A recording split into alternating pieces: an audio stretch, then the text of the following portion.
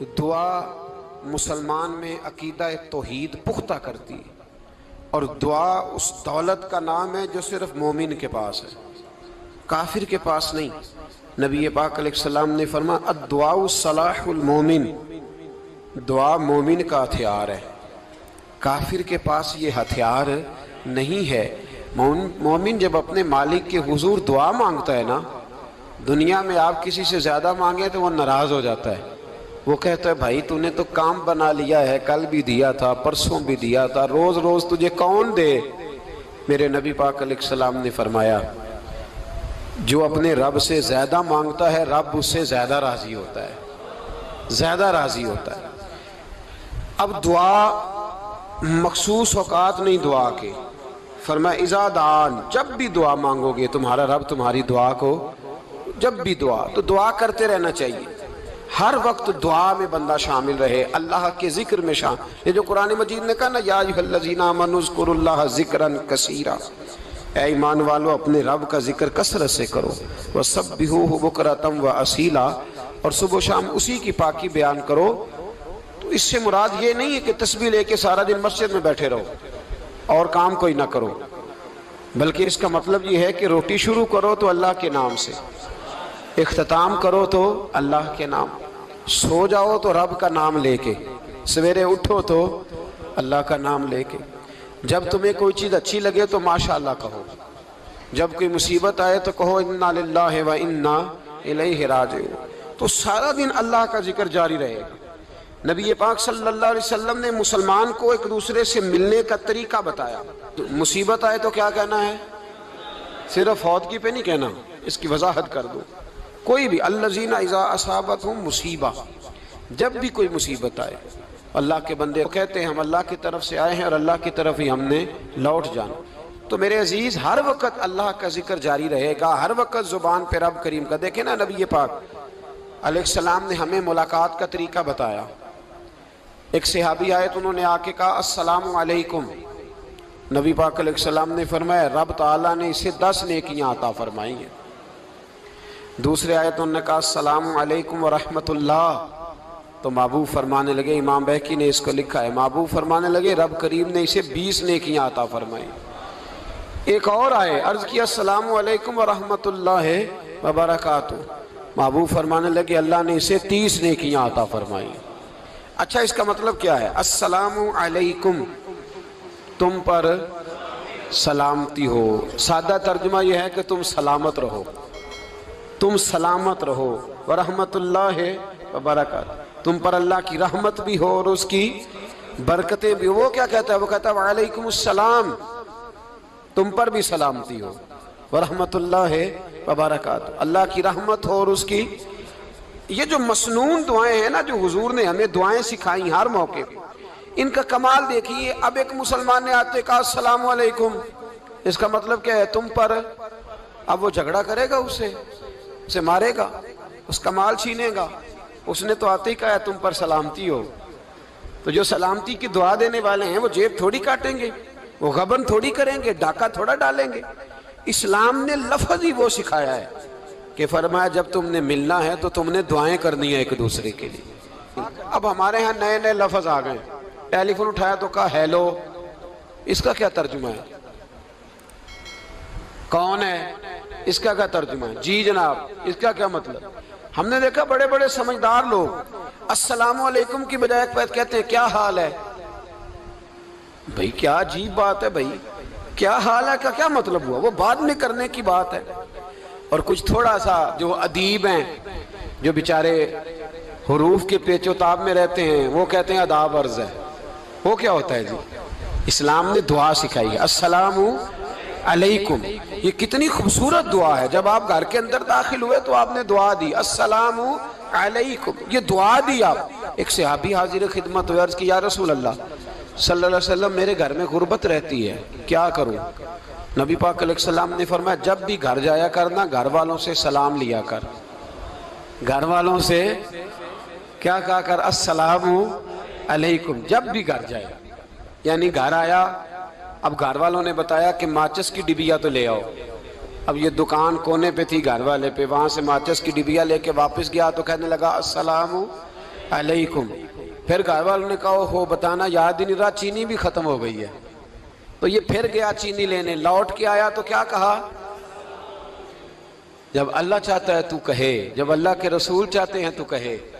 اس کا ترجمہ یہ ہے کہ تو کہہ, تو سلام لے. اللہ رسول چاہ رہے ہیں کہ تو سلام لے تاکہ تیرے گھر میں سلامتیاں ڈال دی جائیں. تو فرمایا سلام لینی ہے تو نے, اور ساتھ تو نے اس طرح کرنا ہے کہ 3 دفعہ سورۃ اخلاص کو پڑھنا ہے. امام قرطبی نے اس کو لکھا ہے. اس نے کہا حضور غربت بڑی ہے. غربت بڑی ہے تو کہ وظیفہ بتائیں. فرمایا جب بھی گھر جاؤ سلام لو اور 3 دفعہ سورۃ اخلاص پڑھو. وہ صحابی کہتے ہیں میں پکا ہو گیا. اب وہ کچھ دنوں کے بعد, کچھ عرصے کے بعد, کچھ مہینوں کے بعد واپس آئے تو صحابہ کرام علیہم رضوان فرماتے ہیں ہماری خواہش تھی کہ یہ کچھ بیان کرے, اب بتائے جو وظیفہ لے کے گیا تھا اس کا رزلٹ کیا نکلا. کہتے اس نے بڑی حیرت انگیز بات کی, حیرت انگیز عجیب انداز میں. کچھ لوگوں کا دل ہوتا ہے نا کہ مجھے ملے, میرے پڑوسی کو نہ ملے, اور کچھ کا دل ہوتا ہے یار مجھے بھی ملا ہے اور الحمدللہ میرے پڑوسی کو ملا ہے. تو صحابی جب حاضر ہوئے تو صحابہ کہتے ہیں ہمیں تجسس تھا کہ یہ کچھ بتائیں. تو حضور نے فرمایا کیا حال ہے تیرا؟ کہا یا رسول اللہ کمال ہی ہو گئی ہے حضور, میں جب بھی گھر جاتا ہوں سلام لیتا ہوں اور 3 دفعہ سورۃ اخلاص پڑھتا ہوں. میں تو امیر ہو ہی گیا ہوں, میرے تو ہمسائے بھی امیر ہو گئے. کتنا پیارا ہے یہ جملہ, کتنا حسن ہے. اتنا اچھا لفظ کسی اور کے پاس ہے ہی نہیں جو الفاظ ہمیں ہمارے رسول نے عطا فرمایا. اس کو اپنائیے, اس کو اپنائیے. یہ الگ بات ہے کہ لوگ مطلب کے لیے سلوٹ کر لیتے ہیں بڑا سارا, لیکن مطلب کے لیے نہیں. جس کو جانے اس سے بھی سلام لیں, جس مسلمان کو نہیں جانتے اس سے بھی. تو نبی پاک نے ہمیں مسنون دعائیں سکھائیں. رات کو جب سونے لگیں اللہ کے رسول صلی اللہ علیہ وسلم نے ہمیں دعا سکھائی. حضور نے فرمایا جب سونے لگو تو مسلم شریف میں فرمایا تم نے یہ دعا پڑھنی, اللہم باسمک اموت و احیا. تم نے کہنا اے اللہ میں تیرے نام پر مرتا ہوں اور تیرے نام پر جیتا ہوں. نبی پاک صلی اللہ علیہ وسلم نے ایک حدیث میں فرمایا کہ یہ جو نیند ہے نا یہ موت کی چھوٹی بہن ہے, یہ موت کا ایک حصہ ہے. جس طرح انسان سو جائے تو کوئی خبر نہیں ہوتی کیا ہو رہا ہے, بالکل وہ اٹھا ہے تو اس نے کہا ہو یہ کیا ہوا. سو جاتا ہے نا آدمی, اسے خبر نہیں ہوتی. اوہو میں نے تو 11 بجے اٹھنا تھا, یہ تو 3 بج گئے. اب اسے خبر نہ رہی. سوتے ہوئے لوگ چوری کر لیتے ہیں, بلکہ اس طرح بھی ہوتا ہے کہ آدمی نے گکھڑ اترنا تھا, وہ پنڈی سے آ رہا تھا لیکن وہ سویا ہوا تھا. آنکھ تب کھلی جب کاموں کی آ گیا تھا. اب اس کا اس پر زور, تو فرمایا کیا پتا اب تو کھل گئی کاموں کی, جا کے لاہور جا کے کسی جگہ پہنچ کے, تو یہ بھی ممکن ہے کہ کھلے ہی نہ, نیند ہی موت کا سبب بن جائے. تو کہہ کے سو کہ یا اللہ تیرے نام پہ سو رہا ہوں. اللہ کس نام پہ سو رہا ہوں؟ یار اگر ہم ان دعاؤں کا حسن سمجھے مت, اللہم باسمک اموت و احیا, یا اللہ میں تیرے نام پہ سوتا ہوں اور تیرے نام پر اٹھتا ہوں. گویا کہہ رہا یا اللہ میری نیند بھی تیرے فضل سے ہی ہے, اور اگر آنکھ کھل جائے تو وہ بھی تیرے فضل سے ہی ہے. کتنا اعلیٰ نبی پاک علیہ السلام نے انداز سکھایا. اور پھر بخاری شریف میں حدیث موجود ہے, فرمایا جب اٹھو تو کہو الحمدللہ الذی احیانا بعد ما اماتنا و الیہ النشور. فرمایا جب تم سو کے اٹھو تو پھر کہو اے اللہ ساری تعریفیں تیرے لیے, تمام تعریفیں جس نے ہمیں موت کے بعد حیات دی. موت کے بعد فرمایا احیانا بعد ما اماتنا, ہمیں مرنے کے بعد گویا اللہ کا شکر ادا کر کے آنکھ کھل گئی. دیکھیں کس طرح اسلام مسلمان کو اللہ کے ساتھ جوڑتا ہے. فرمایا شکر کر, آنکھ کھل گئی. کہ یا اللہ تیرا شکر ہے تو نے موت کے بعد ہمیں دوبارہ حیات عطا فرمائی, یہ شکر ادا کرو. گویا تم یہ نہ کہنا کہ میں اٹھ گیا ہوں تو میرا کمال ہے, یہ نہ سمجھنا میں اٹھ گیا ہوں تو میں بڑا پابند ہوں, جب میں ارادہ کر لوں کہ میں نے 11 بجے اٹھنا ہے تو پھر میں اٹھ جاتا ہوں. یہ نہ کہنا کہ یہ الارم بڑا اچھا ہے, یہ مجھے اٹھا لیتا ہے. ذہن کے اندر خیال کر کہ نیند تو موت کی طرح تھی, یہ جو میں اٹھ گیا ہوں تو اپنے رب کے فضل سے اٹھا ہوں. جو میں اٹھ گیا ہوں, جو ابھی اٹھے ہیں وہ تو بول دینا کم از کم کہ میں اپنے رب کے فضل سے اٹھ گیا. تو دعا سکھائی. پھر دیکھیے نبی پاک صلی اللہ علیہ وسلم نے فرمایا جب تم بیت الخلاء میں جاتے ہو نا, واش روم میں جاتے ہو, تو گندی چیزیں ہوتی ہیں وہاں، شیطان ہوتے ہیں، جنات ہوتے ہیں، یہ گندگی پہ ہوتے ہیں۔ جب تم واش روم جاؤ، بیت الخلاء جائے، تب بھی دعا مانگو۔ کیا دعا مانگو؟ وہ دعا بھی نبی پاک صلی اللہ علیہ وسلم نے ہمیں تعلیم فرمائی اور بخاری میں ہے، کہا پڑھا کرو اللہم انی اعوذ بک من الخبث والخبائث۔ کہو اے اللہ، ناپاک چیزوں سے میں تیری پناہ مانگتا ہوں، وہ نر ہوں یا مادہ ہوں۔ اللہ میں تیری پناہ مانگتا ہوں۔ واش روم کے اندر بہت ساری بری چیزیں ہوتی ہیں، جوان میری بات پر توجہ فرمائیں، وہاں بہت ساری گندی چیزیں ہوتی ہیں۔ انسان کئی دفعہ واش روم میں جاتا ہے، اسے وسوسے زیادہ آتے ہیں، یہ نوٹ کریں میری بات کو۔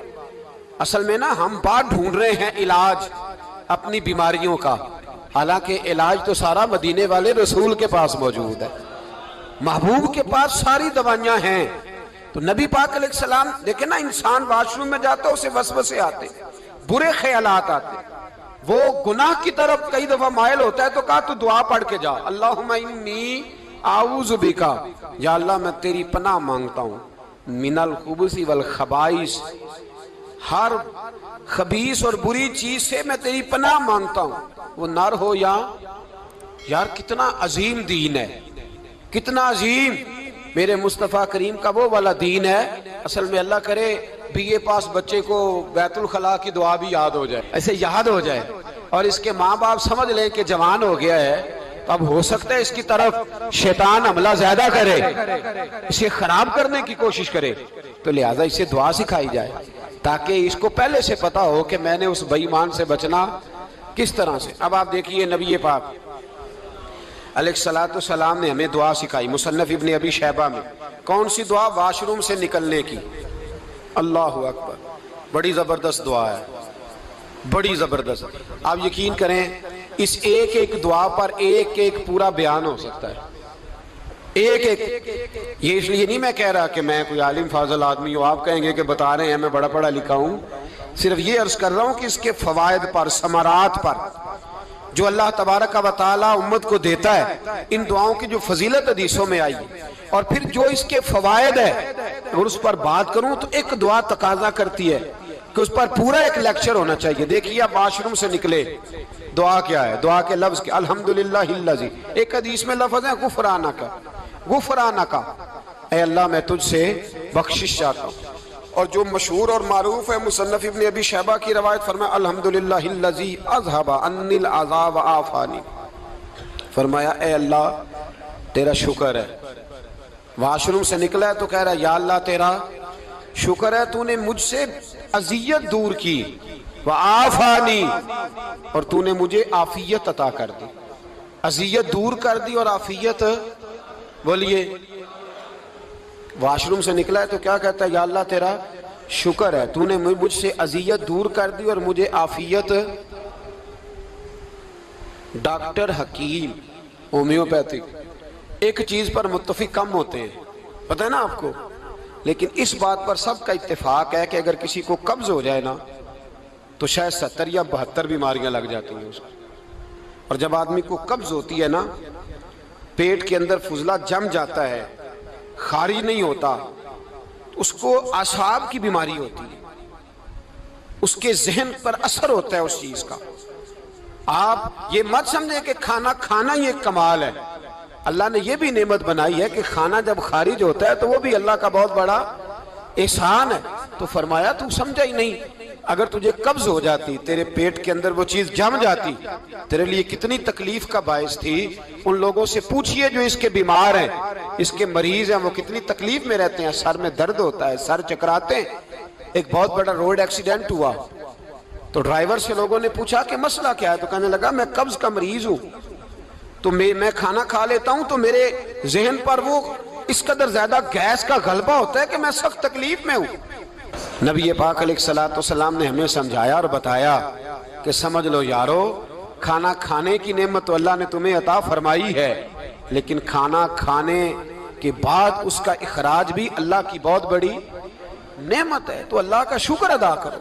پھر جب آپ گھر سے نکلیں گے تو بھی اس کی دعا ارشاد فرمائی، بسم اللہ توکلت علی اللہ، اللہ کے نام سے گھر سے نکلتا ہوں اور میں نے بھروسہ بھی اللہ کے نام پہ کیا۔ جب گھر سے نکلیں تو کس کے نام پہ بھروسہ کریں؟